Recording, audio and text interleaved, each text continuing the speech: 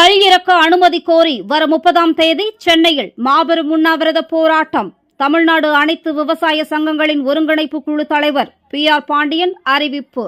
தமிழ்நாடு நாராயணசாமி நாயுடு விவசாயிகள் சங்கம் சார்பில் பொள்ளாச்சியில் தியாகிகள் தினம் கோரிக்கை மாநாடு நடைபெற்றது. இதில் கோவை, திருப்பூர், ஈரோடு உள்ளிட்ட தமிழகத்தின் பல்வேறு மாவட்டங்களில் இருந்து ஏராளமான விவசாய சங்க பிரதிநிதிகள் கலந்து கொண்டனர்.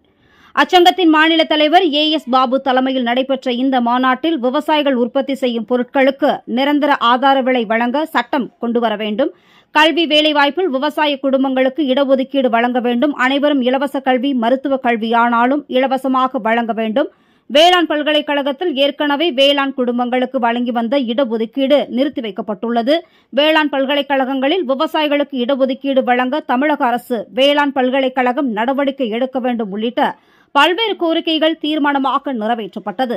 மாநாட்டில் கலந்து கொண்ட தமிழ்நாடு அனைத்து விவசாயிகள் சங்கங்களின் ஒருங்கிணைப்பு குழு தலைவர் PR பாண்டியன் செய்தியாளர்களுக்கு அளித்த பேட்டியின் தற்போது கல் இறக்கும் போராட்டம் இறுதி வடிவத்தை எட்டியுள்ளது. குறிப்பாக இந்திய அரசியலமைப்பு சட்டத்தின்படி கன்னியாகுமரி முதல் காஷ்மீர் வரை விவசாயிகள் உற்பத்தி செய்யும் விளைபொருட்களை கொண்டு சென்று விற்பனை செய்ய எந்த தடையும் இல்லை என மத்திய அரசு சட்டம் கொண்டு வந்துள்ளது. கன்னியாகுமரியில் விளைவிக்கும் பொருட்களை காஷ்மீரிலும், காஷ்மீரில் விளைவிக்கக்கூடிய பொருட்களை கன்னியாகுமரியிலும் விற்பனை செய்யலாம் என்று அரசியலமைப்பு சட்டம் சொல்கிறது.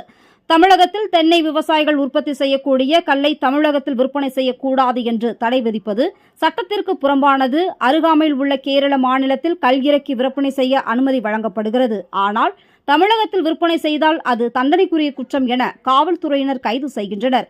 இதை வன்மையாக கண்டிக்கத்தக்கது. தமிழக விவசாயிகள் கல் இறக்கினால் அதை கேரள விவசாயிகள் கொள்முதல் செய்து கேரளாவில் விற்பனை செய்து கொள்ள வகையில் தமிழக அரசு வழிவகை செய்ய வேண்டும். கல் உணவுப் பொருள் அதை விற்பனை செய்ய மத்திய அரசு தடையில்லா வர்த்தக ஒப்பந்தத்தை அறிவித்துள்ள போது விவசாயிகளுக்கு லாபம் தரக்கூடிய கல் விற்பனைக்கு தடை விதித்து கள்ளச்சாராயத்தை ஊக்கப்படுத்தும் வகையில் 10 லட்சம் ரூபாய் நிதி ஒதுக்கீடு வெட்கி தலைக்குனிய வேண்டிய நிலை ஏற்பட்டிருக்கிறது. கள்ளச்சாராயத்தை ஊக்கப்படுத்துகிறீர்களா என சென்னை உயர்நீதிமன்றம் கண்டனம் தெரிவித்துள்ளது.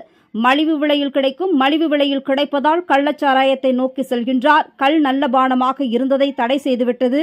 மது விற்பனையை செய்து வருவதால் அதை ஏற்றுக்கொள்ள முடியாதவர்களின் மலிவு விலையில் கிடைக்கும் சாராய கள்ளச்சாராயத்தை அருந்த செல்கின்றார்கள். கல்லிறக்க அனுமதி கோரி சென்னையில் வரும் 30ஆம் தேதி மாபெரும் உண்ணாவிரத போராட்டம் நடைபெறும் என தெரிவித்தார். விற்பனை செய்து கொள்வதற்கு அதிகாரம் இருக்கிறது, அங்கே அனுமதி இருக்கிறது. ஆனால் அதே கிராமத்தின் அருகே இருக்கிற தமிழ்நாடு எல்லையில் கல் உற்பத்தி செய்தால் அது தண்டனைக்குரிய குற்றம் என்று காவல்துறையால் வழக்கு போடப்பட்டு விவசாயிகளை குற்றவாளிகளாக சிறைப்படுத்துகிற நடவடிக்கையை வன்மையாக கண்டிக்கிறோம்.